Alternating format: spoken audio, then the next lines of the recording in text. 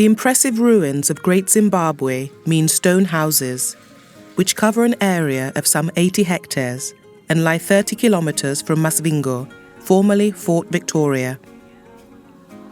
Great Zimbabwe is one of the most dramatic architectural landscapes in sub-Saharan Africa.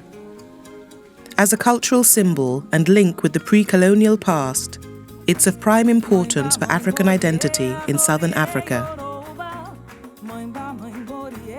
As in most parts of Zimbabwe, the basic social units in the area are the household or imba, the village or musha, and the district or dunhu. The village, as the basis of the community, recognizes itself in one sense as a congregation of households, and in a territorial sense as part of a larger community. There are approximately 73 villages in the area canvassed. The people have a strong religious and cultural belief system based on ancestral spirit reverence. Many have also been influenced by missionary activities and Christian teachings, with the Dutch Reformed Church particularly influential through its mission station at Morgenster Farm. Underlying traditional and cultural views and values attached to the monument and its environ are what are important from a heritage management point of view.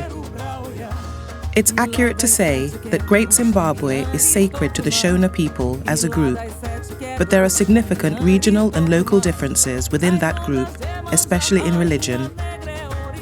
Ancestral spirits play a fundamental role in people's daily lives, on many levels, ranging from the family to the whole community, and even for the nation, as the importance of the spirit mediums to the liberation struggle shows. The spirit world may be divided into various categories, but in relation to Great Zimbabwe, it's the Mudzimu and Hondora that are important. They're believed to have built Great Zimbabwe and still dwell there, according to local informants, leading all the traditional ceremonies performed at Great Zimbabwe, owning the land and controlling the rain. They have more power than the political chiefs. The Matopo are more sacred by far to the Shona than Great Zimbabwe. In most African societies, there's no distinction between nature and creator, and no sharp separation between humanity and nature. The trees, mountains, rocks, forests, and animals are treated as part of human life. They too are supposed to have a soul. In this context, the landscape is a communal resource and provides for the interplay of the human and natural species in a shared environment. With the 1931 Land Apportionment Act, the 720 hectares at Great Zimbabwe were declared a national park, and the areas directly to the north and southeast were designated European land.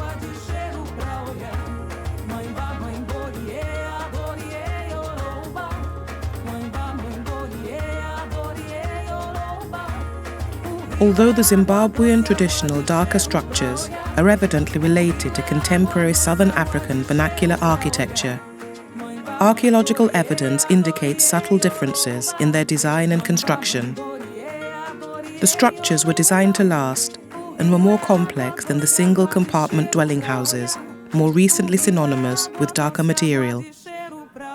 The darker houses in existence at the time of Great Zimbabwe were often divided into 2 or more compartments, with verandas along with complicated interior platforms and fittings, all under one roof.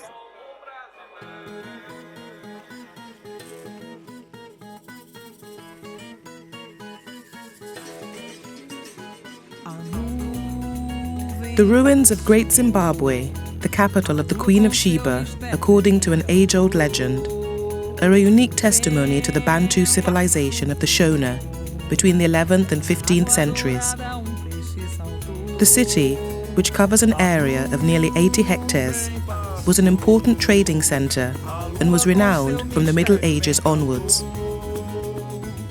A major component of any cultural landscape is the vegetation, which plays an important part in the overall preservation and presentation of a monument. Certain trees in Shona tradition have special roles as intermediaries with the divine. and some forests become sacred through being considered the home of the spirits. The importance of trees is especially interesting in African mythology, whether as a single tree or as a species, with each species associated with special attributes, or as sacred woods or forests. The relationship between nature and culture is also important. Shona resource management takes the form of environmental knowledge together with technical and ritual practices. This resource management is embedded in belief systems that promote the conservation and sustainable use of cultural and natural resources. In the Shona tradition, a shrine is a quintessential natural source of culture. The two are inseparable, so that human society has no meaning without the rocks, the pools, the caves and the trees, and they in turn are given meaning only by the residents among them of human beings.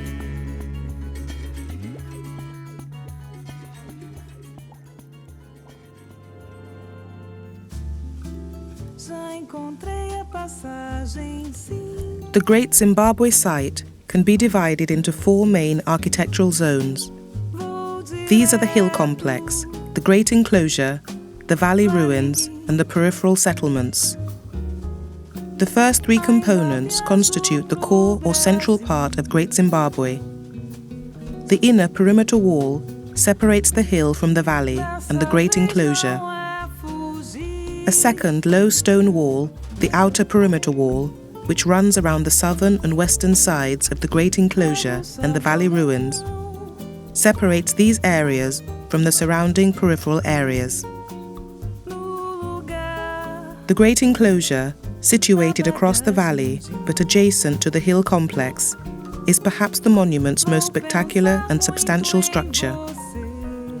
Its outer wall is 11 meters high at its highest point and approximately 252 meters long, making it by far the largest single prehistoric structure in sub-Saharan Africa. It contains a number of internal stone enclosures, darker platforms, and other architectural features, including an impressive conical tower. This single enormous structure allows the evolution of masonry techniques, as well as the growing ambitions of its builders to be traced. Notable features of the outer wall are the gradual change in size and improvements in workmanship.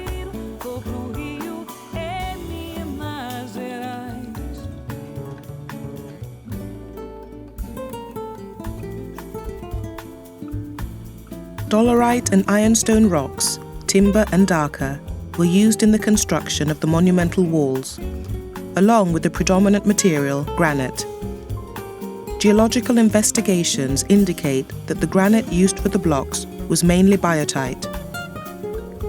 The blocks were quarried from the exfoliating bedrock, located in the outcrop surrounding the monument.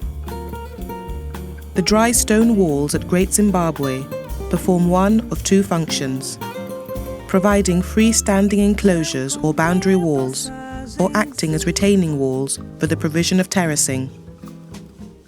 The construction and structural behaviour of symbolic structures such as the conical tower and the buttresses found along passage walls, although not performing either of the above functions, may be considered similar to the freestanding walls.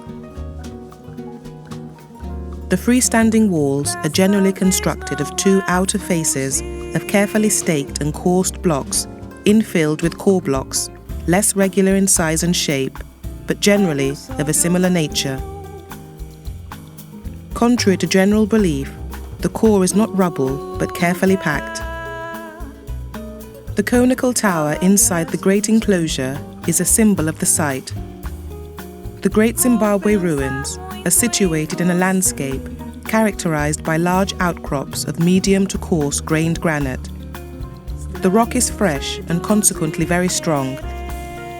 The upper and lower faces of blocks that make up the dry stone walls are fairly regular, but are frequently curved and converging. Historical value is assigned to a place that marks human achievement or contributes in some way to our knowledge of the past. Such a place may be a typical or well-preserved example of the activity of a culture or group, or of an era, or it may be associated with a particular individual. Often, places are valued for their long history and for representing the unfolding of events rather than one phase or aspect of history alone.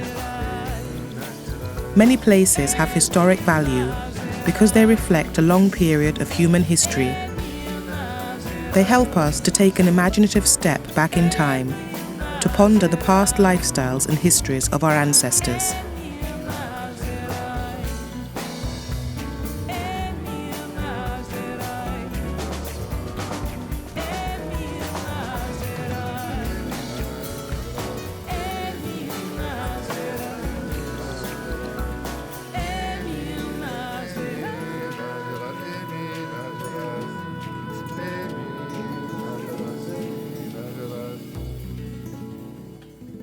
The pioneering works of David Randall McIver in 1905 to 1906, corroborated since by numerous finds of dated archaeological artifacts and by radiocarbon analysis, have proved that Great Zimbabwe was founded in the 11th century on a site which had been sparsely inhabited in the prehistoric period by a Bantu population of the Iron Age, the Shona.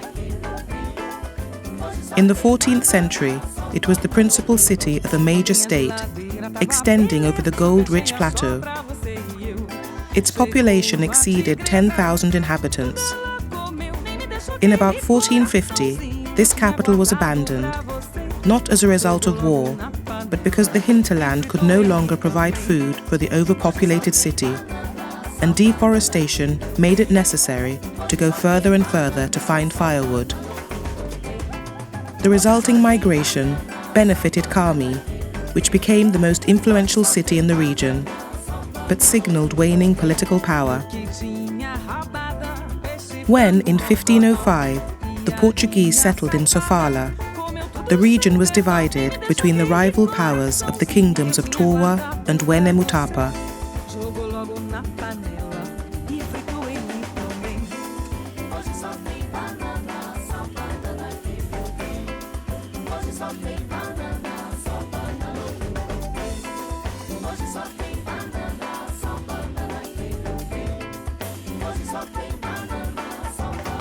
The hill ruins, forming a huge granite mass atop a spur facing northeast-southwest, were continuously inhabited from the 11th to 15th centuries, and there are numerous layers of traces of human settlements.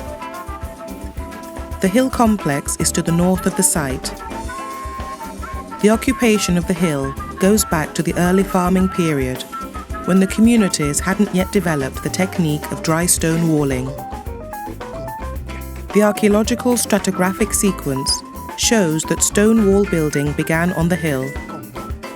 The dry stone walls constitute the major architectural features here. The largest of these structures on the hill is the western wall. This is perhaps the finest architectural construction on the site, on account of its monolith decorations, solid stone conical turrets, and an entrance incorporating lintels. The western enclosure provides plentiful evidence of human occupation and gives the only complete occupation sequence of the whole settlement, from the early to later farming communities.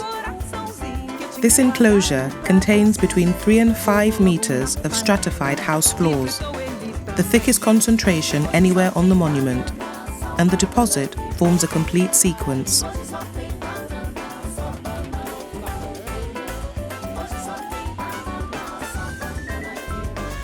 It's clear that Great Zimbabwe continues to be a revered national shrine, a place of worship symbolic of the national and cultural identity of Zimbabwe. The site is home to the departed and living spirits of Zimbabwe. As a result, it continues to play a central religious role, and a number of religious activities continue to be held here. The local communities esteem the place because of its spiritual and religious value. These indigenous communities regard the place as the abode of spirits, or Zimbabwe. These communities have continued to use the site for rainmaking, spirit-appeasing ceremonies, and many other traditional rituals relating to the socio-economic plight or welfare of the indigenous communities. Land fertility and water are linked, and ceremonies to request rain are held almost annually. For the local communities, rain is life. Without it, animals, plants and people will die. Oral histories linking the monument with the development of the Munhumatapa Empire have also been recorded.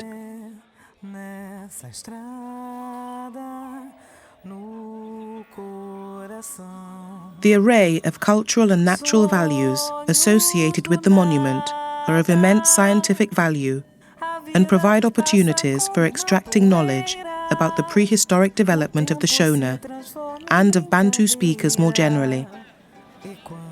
Great Zimbabwe also provides opportunities to study the evolution of a cultural landscape.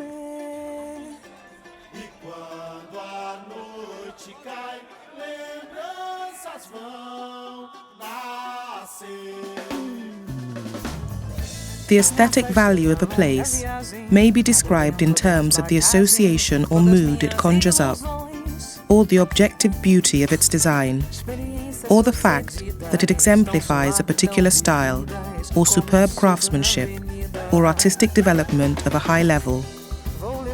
It recognizes some kind of creative high point, although this may be difficult to measure or quantify. To the Western mind, with its strong emphasis on measured time, the symbolism of ancient things and the evidence of time's passing has in itself a strong effect on the visitor, in addition to the sense of otherness derived from such encounters with the past. These, combined with the innate beauty of artistic creations in original settings, produce a powerful aesthetic and emotional experience. One striking feature is the existence of parallel passages connecting individual enclosures in the valley, the longest of which connects the valley enclosures and the great enclosure. The narrow and at times buttressed entrances, together with the parallel passages, hold a suggestion of people's movements having been restricted within this ancient complex settlement. At Great Zimbabwe, the hill complex emerged as the most sacred part of the monument, particularly the cave. It's here that the spirits used to speak through the rocks. Some speak of huge caves and underground passages in the hill complex. In recent times, the conical tower has also gained popularity, particularly with the Namanwa people. The local communities view Great Zimbabwe as a sacred place, especially the cave in the hill.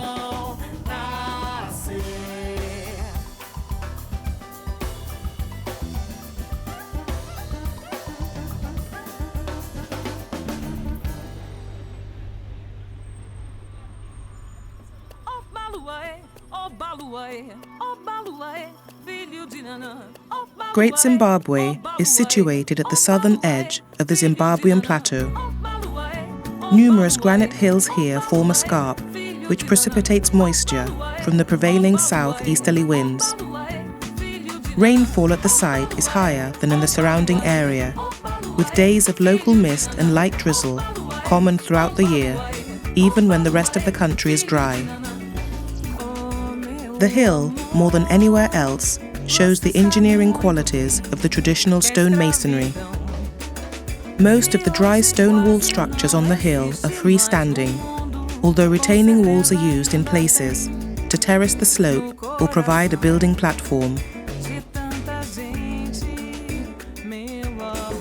At present, the land surrounding the Great Zimbabwe estate is still under a number of landholding systems. To the north is the Mutarikwa National Park, which is state land, and to the west is the communal land of Namanwa Growth Point.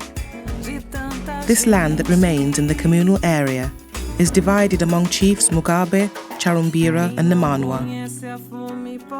The fact that the entire country takes its name from the Great Zimbabwe site is a clear indication of its cultural value. In 1937, decades before independence, the site had been declared a national monument on the recommendation of the Commission for the Preservation of National and Historical Monuments and Relics in terms of Section 9 of the Monuments and Relics Act.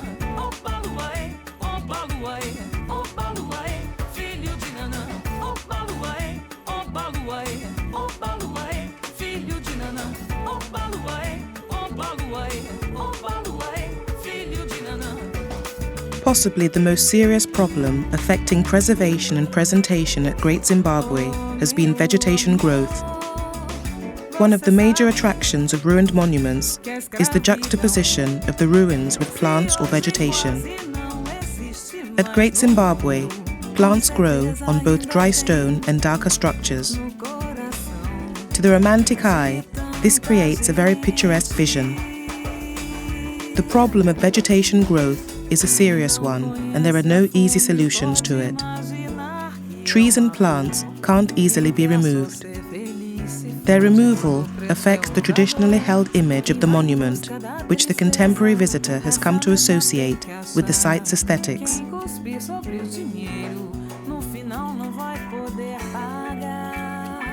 The aesthetic value of Great Zimbabwe includes aspects such as the size and form of the monument, its architectural style, materials used in its construction, and the general visual appearance.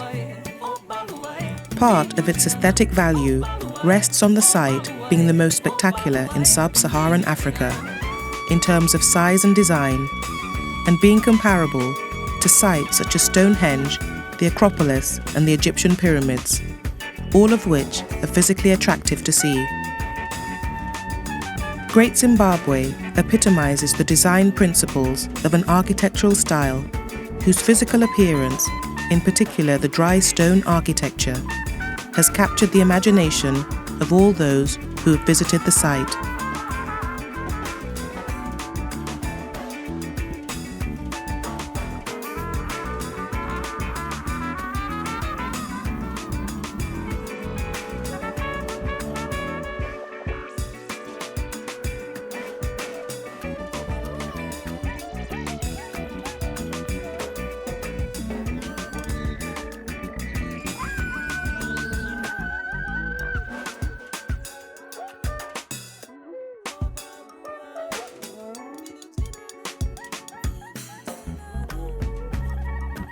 Archaeologists have for some time been aware of the importance of interpretation, that they have social responsibilities for the ways in which evidence is exhibited, and that the choices they make may have implications for human rights. The first curator for Great Zimbabwe, R.N. Hall, was appointed in 1902, specifically charged by the British South Africa Company with the task of undertaking not scientific research, but the preservation of the buildings, with the aim of making the monument more attractive to tourists. Hall's excavation culminated in 1905 with the publication of his book, Great Zimbabwe. The buttress is a freestanding wall with around 28 courses of approximately 786 centimeters on the outer face and 17 courses on the inner face of approximately 530 centimeters. It's about 200 centimeters thick at the top and 456 centimeters at the bottom.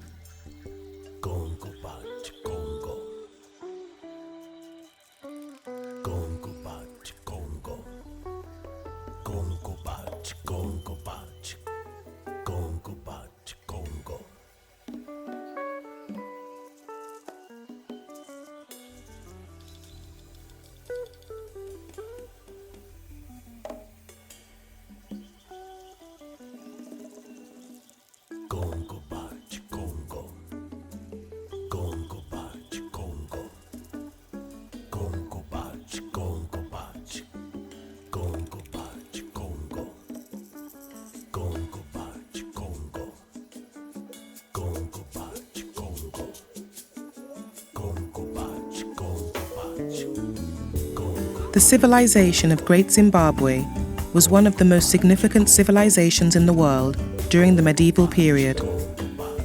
European travelers from Germany, Portugal and Britain were astonished to learn of this powerful African civilization in the interior of southern Africa. With its high conical tower, its long curved stone walls, and its cosmopolitan artifacts, Great Zimbabwe attests to the existence of a thriving city that may have dominated trade and culture throughout southern Africa sometime between the 12th and 17th centuries. Its unique architecture and sculpture, particularly the enigmatic birds carved from soapstone, bespeak a rich history, one that archaeologists continue to piece together today. Like many ancient cities, Great Zimbabwe has been shrouded by legend. In the 1500s, Portuguese traders visiting Angola and Mozambique, where they established colonies, wrote of a kingdom in the interior of Africa. Their descriptions offered many Europeans the promise of King Solomon's mines. The story of Great Zimbabwe, however, is ultimately that of early Shona culture and the African Iron Age. But it's also a tale of colonialism and politically motivated archaeology.